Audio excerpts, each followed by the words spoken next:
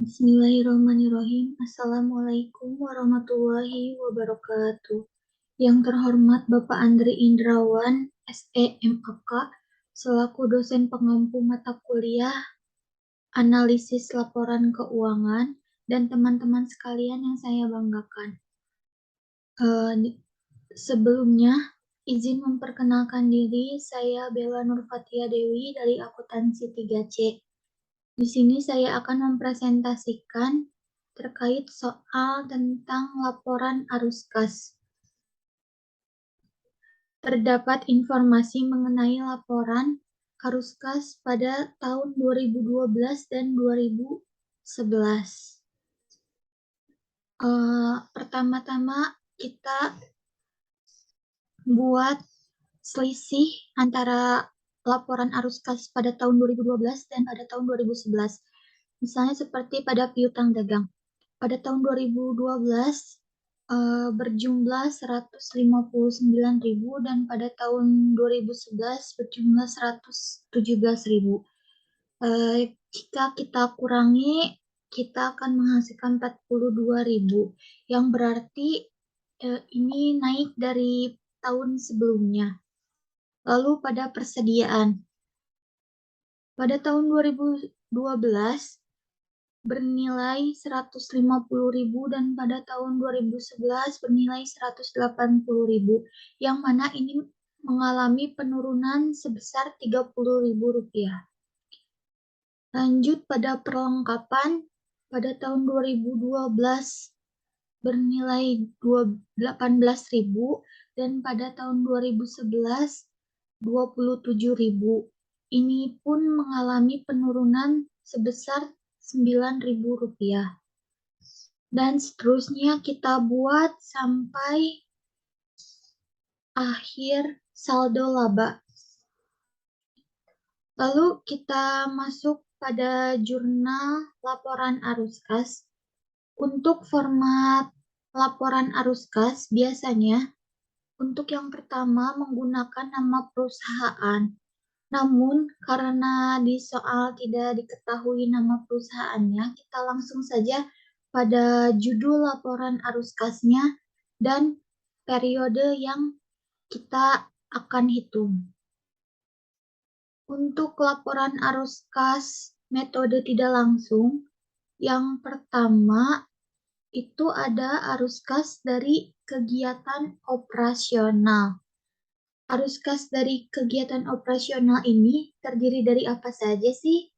Yang pertama, ada laba bersih yang kita dapat dari laporan laba rugi periode berjalan. Lalu kita tambah dengan beban penyusutan yang kita dapat dari selisih akumulasi penyusutan antara tahun 2012 dan tahun 2011. Lalu ada penurunan persediaan. Ini pun kita ambil dari selisihnya antara tahun 2012 dan 2011. Lalu ada penurunan perlengkapan sama. Lalu ada kenaikan accrued liabilities. Ini pun kita ambil dari selisihnya. Jika kita jumlahkan, ini berjumlah 132.000. Lalu untuk yang dikurangi, ada kenaikan piutang dagang sebesar 42.000. Ini pun kita ambil dari selisihnya. Lalu ada penurunan utang dagang sebesar 15.000.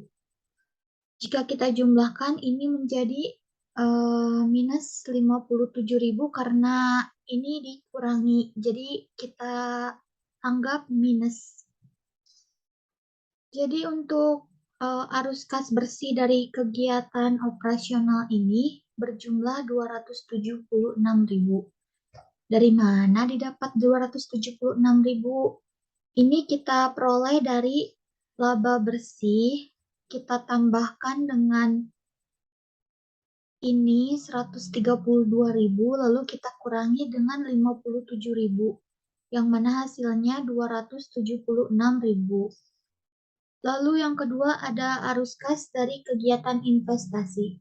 Untuk penambahannya di sini ada akun hak paten yang berjumlah 21.000. Lalu untuk pengurangannya ada kenaikan aset tetap yang berjumlah 210.000. Arus kas bersih dari kegiatan investasi ini berjumlah 189.000. Dari mana ini kita peroleh? Ini sama seperti sebelumnya, kita peroleh dari 21.000 dikurangi dengan 210.000. Yang mana hasilnya minus 189.000. Lalu yang terakhir ada arus kas dari pendanaan. Yang mana yang ditambah ini ada modal saham preference sebesar 525.000. Ini kita peroleh dari selisih antara modal saham preference tahun 2011 dan pada tahun 2012. Lalu ada premium saham preference.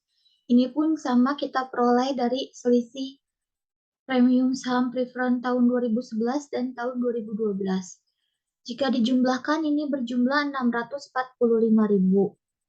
Lalu kita kurangi dengan pelunasan wesel jangka panjang sebesar 450.000, atau kita bisa anggap minus karena ini dikurangi. Lalu ada dividen sebesar 138.000. Jika dijumlahkan ini menjadi minus 588.000. Lalu arus kas bersih dari pendanaan ini sebesar 57.000, yaitu 645 kita tambah dengan 588.000. Hasilnya yaitu 57.000. Lalu ini untuk kenaikan kas bersih sebesar 144.000. Dari mana ini kita peroleh? Ini kita peroleh dari arus kas bersih dari kegiatan operasional 276.000. Lalu kita tambah dengan arus kas bersih dari kegiatan investasi sebesar minus 189.000. Lalu kita tambah dengan arus kas bersih dari pendanaan sebesar 57.000, yang mana hasilnya yaitu 144.000 rupiah. Saldo akhir kas pada tahun 2011 yaitu sebesar 153.000. Ini kita ambil dari kas pada awal periode 2011.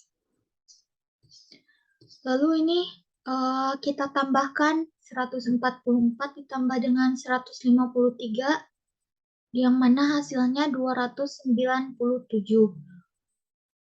Itu untuk saldo kas pada tahun 2012. Untuk saldo kas pada tahun 2012, ini harus sama dengan saldo kas yang ada pada laporan informasi yang kita peroleh. Jika ada perbedaan, berarti ada salah perhitungan di salah satu bagian. Sekian yang dapat saya sampaikan. Mohon maaf bila ada kesalahan. Wabillahi taufiq walhidayah. Wassalamualaikum warahmatullahi wabarakatuh.